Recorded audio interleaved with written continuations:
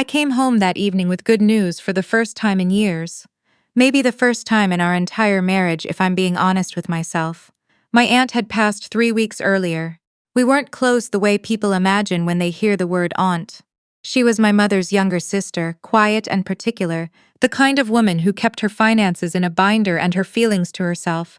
She lived alone in a house in Kelowna for 30 years, never married, never had children.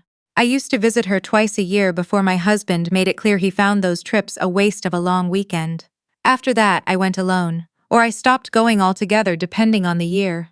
The lawyer's call came on a Thursday. I was sitting in my car outside a Shoppers Drug Mart on my lunch break, eating a sandwich I hadn't tasted when my phone rang. 40 minutes later, I was still sitting there, the sandwich gone cold in my lap. My aunt had left me everything. The house in Kelowna, her investment accounts, a life insurance policy I hadn't known existed. All told, it came to just over $2 million. $2 million. I drove back to the office with my hands shaking on the wheel, not from fear, from something I hadn't felt in so long I almost didn't recognize it, relief. The particular relief of a door appearing in a wall you'd stopped believing had exits. That evening, I made my husband's favorite dinner. Beef tenderloin with roasted potatoes, the kind of meal I only made on anniversaries or when I needed something from him. I opened a bottle of Bordeaux we'd been saving. I set the table properly with the good dishes. I was going to tell him and watch his face change. I had this image in my head, embarrassing to admit now, of him reaching across the table and squeezing my hand. Of things being different. He wasn't home when I got there. His sister was, though. She was standing in our kitchen in Oakville with a mug of my coffee in her hand, wearing the expression she always wore in my house. Like she owned it and was simply allowing me to exist in it out of charity. I said hello. I asked if everything was okay. She smiled. The kind of smile that means the opposite. My husband came downstairs a minute later. He was dressed like he was going somewhere. Jacket on, keys already in his hand. He looked at me once and then looked away, which was how I knew something had been decided before I walked through the door. He set a folder on the counter between us. I looked at it. Then I looked at him. "We need to talk," he said. His sister set down the mug and folded her hands like she was in a meeting. Inside the folder were separation papers, a letter from a lawyer I'd never heard of, and a document I had to read 3 times before I understood what I was looking at. A signed agreement, dated 11 days earlier, transferring our joint ownership of the house to his sister's name. I stood very still. "The mortgage is behind," he said. "Has been for months. I didn't want to worry you." He said this with a straight face, this man who had full access to all our accounts, who handled the mortgage himself because he'd told me years ago that managing finances was his role. Nicole agreed to take over the property to avoid foreclosure. It's the practical solution. Nicole, his sister, nodded like she was doing me a favor. I looked at the date on the transfer document again, 11 days ago, while I was driving to Kelowna for my aunt's funeral. While I was standing at a graveside in the cold, I had been signing away my home. Except I hadn't been signing anything. My name was on that document, but I had been in Kelowna. "I never signed this," I said. He looked at Nicole. Nicole looked at the ceiling. "You did," he said. "You must have forgotten. You've been stressed." I picked up the folder. I looked at my signature, my name, shaped approximately like mine, but not mine. Not the way I make the loop on the G, not the particular lean of my letters. Someone had practiced it, not well enough. I set the folder back down. My heart was hammering, but my hands had stopped shaking. That surprised me. I expected to cry. I expected to fall apart right there on my own kitchen floor. Instead, something very cold and very clear moved through me, like the moment a fever breaks. "Where am I supposed to go?" I asked. "You can stay with your mother," he said, "just until you find a place. We'll work out a reasonable timeline." I looked at him. This man I had spent 11 years with. This man I had put through his MBA while working overtime at a job I didn't love, who had built a career on the connections I'd helped him make, who had once told me on our 3rd date that he was the kind of man who took care of the people he loved. I looked at him and I thought about the $2 million I had not yet mentioned. I almost said it right then. I almost opened my mouth and watched his face rearrange itself. Instead I said, "Okay?" He blinked. He'd expected crying, arguing, the kind of scene that would let him be the reasonable one. "Okay," he said. "I'll need a few days to sort out some things." He exchanged a glance with his sister. This was easier than expected. He'd been prepared for a fight and I was giving him a clean exit. I could see the relief moving through him and I stored it away, that relief, because I knew I was going to need to remember exactly what it looked like. I went upstairs. I packed a bag. I took my laptop, my passport, my grandmother's ring that I kept in a box in my nightstand, and a sweater I'd had since university. I didn't take much, I didn't need much. What I needed I had already started collecting 3 years ago. That part requires some explanation. About 3 years into our marriage, I found something. Not a text message, not a receipt, nothing so dramatic. It was a hesitation. My husband on the phone, voice low, stepping into the garage to finish the conversation. A password changed on a shared account I hadn't been told about. Small things, the kind of things you tell yourself mean nothing. The kind of things you tell yourself mean nothing for a year, and then 2 years, and then you stop telling yourself anything and you just start paying attention. I didn't hire anyone, I didn't confront him. I opened a personal bank account at a branch he'd never use, on a street he never drove down, and I started routing a small portion of my direct deposit into it each pay period. Enough to notice someday, not enough to notice now. I photographed documents. Not because I had a plan, I didn't have a plan, but because something in me understood that I was going to need them eventually. When he started moving money out of our joint savings account in small, irregular amounts, I had already learned what to look for. Over 14 months, he transferred $63,000 in increments of between $800 and $2,000. Always on Fridays, always before a long weekend. I logged every single one. When I found the second phone, not by snooping, but by picking up what I thought was mine off the kitchen counter, and seeing a name I didn't recognize as a notification, I didn't say anything. I put it back. I wrote down the name. The name was a woman I eventually identified through LinkedIn as someone who worked at his firm. They'd been together, best I could determine, for about 2 years. She wore her hair in a particular way, dark and straight, and she coached youth soccer on weekends, which I knew because her Instagram was public.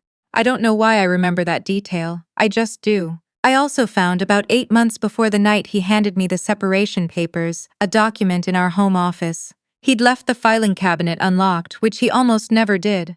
I opened it looking for our insurance renewal, and I found instead a folder marked with a date from the previous year and a title I had to read slowly to understand.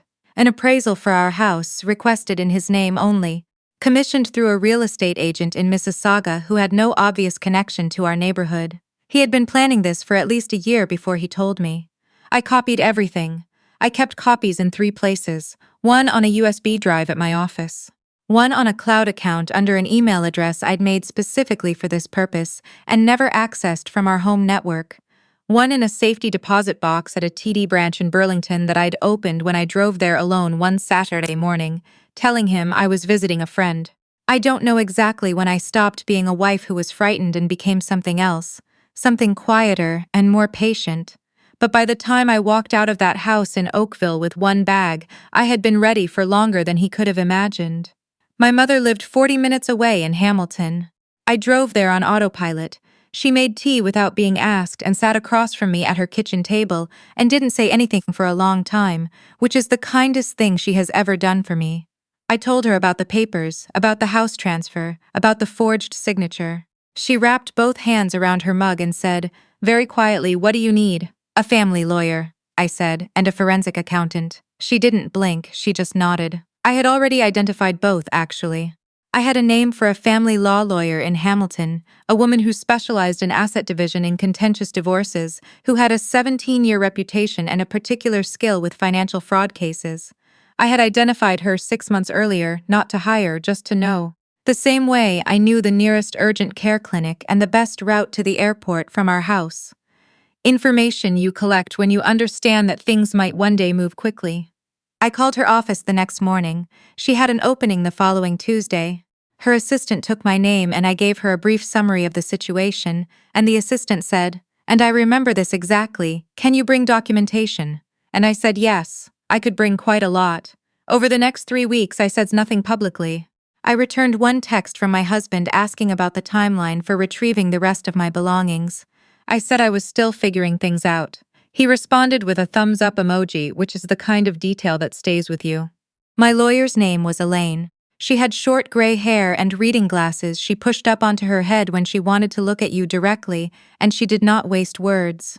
When I spread my documentation across her desk, the bank transfer logs, the copy of the appraisal, photographs of documents, the timeline I'd compiled in a spreadsheet over 3 years, she was quiet for a long time. "The signature on the property transfer," she said finally. "You're certain it's not yours?" "Completely certain." She pushed her glasses up.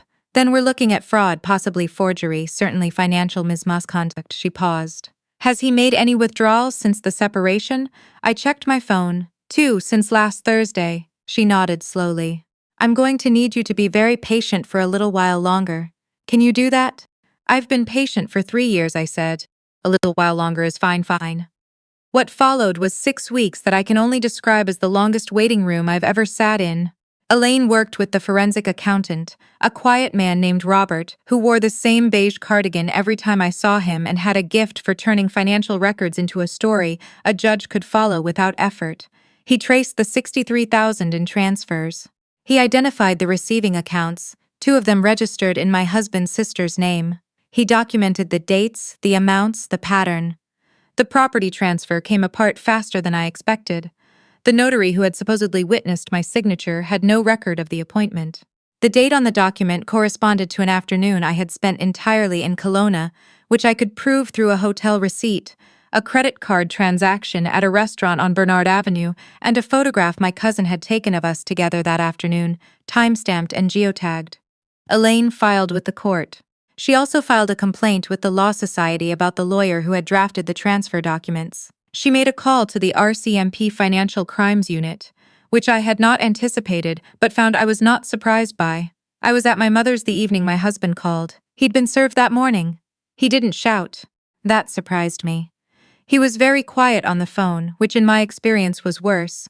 He asked if I understood what I was doing. He said this was going to get messy and expensive and he didn't want that for either of us. He said we had been good together once. He said that like a hand extended across a table. I thought about the Thursday evening I'd come home with good news, and found him dressed to leave. I thought about Nicole's smile in my kitchen.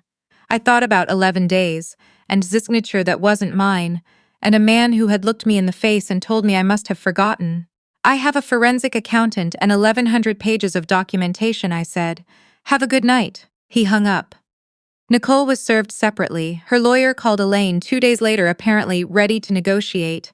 Elaine told me this with the particular neutral expression of a woman who was not surprised. The RCMP file moved slowly, as these things do, but it moved. There was an interview in early spring, not an arrest, not yet, just an interview, that my husband attended with his lawyer and emerged from looking like he hadn't slept in several days. His sister retained her own counsel, separate from his. That separation happened fast, which told me they had already started calculating their individual exposure. My divorce was finalized before the criminal proceedings resolved. That's often how it goes, Elaine told me. Family court and criminal court don't wait for each other. In the settlement, I received my half of the matrimonial home's assessed value, the same home his sister was currently living in under a transfer that had been voided by the court. I received my half of the joint marital assets, which Robert had reconstructed painstakingly from account records going back 9 years. I received a portion of his pension, calculated against our years of marriage, and because the 63,000 had been fraudulently transferred and its destination was proven, those funds were included in the asset pool as if they had never left. His sister had to vacate the property. I don't know where she went. I didn't ask. I put the house on the market the following spring. It sold in 9 days for a number that would have felt unreal to me 5 years ago, before I understood that I had been the one holding that household together in ways that only become visible when they're gone. I split the proceeds as directed by the settlement. My portion went into an account that already held the proceeds from the Kelowna property sale. My aunt's house, which I had sold quietly 6 months earlier, and which no one in my husband's family had ever known about.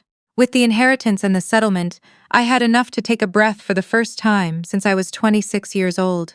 I got an apartment in downtown Hamilton on a street with old maple trees that go amber in October. It's smaller than the house in Oakville. The kitchen faces east and gets morning light. I have a coffee maker that I chose myself and a couch that no one has ever complained about.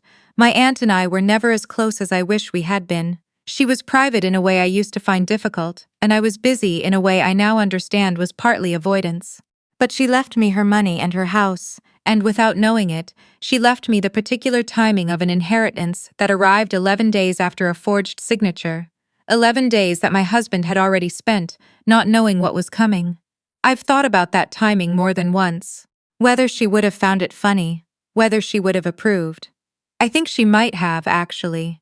She was not a woman who believed in wasted opportunities, and she never had much patience for people who underestimated the quiet ones. The criminal case concluded 14 months after the separation papers were served on me in my own kitchen. My husband and his sister each pleaded guilty to related charges, fraud and forgery in his case, receiving property obtained by crime in hers, and received conditional sentences that kept them out of prison but included significant fines and restitution requirements. His law license was suspended pending a law society hearing that was, as of the last thing I checked, still ongoing. I found out about the pleas from Elaine, who called me on a Tuesday afternoon. I was in my car outside a grocery store, same as the day the lawyer called about my aunt's estate. I sat there for a while after she hung up, not crying, not particularly triumphant, just sitting. There's a version of this story that ends with me feeling vindicated, fully healed, all the loose ends tied up in a way that makes the suffering feel worth it. I don't quite have that version. What I have is more ordinary. An apartment I like, a job I'm starting to find interesting again, and a slowly growing ability to trust my own perception of things, which it turns out is not a small thing to recover. I still have the spreadsheet. 1,100 pages of documentation, 3 years of careful, quiet work. I don't open it. But I haven't deleted it either. Some things you keep. Not because you need them anymore, just because you earned them.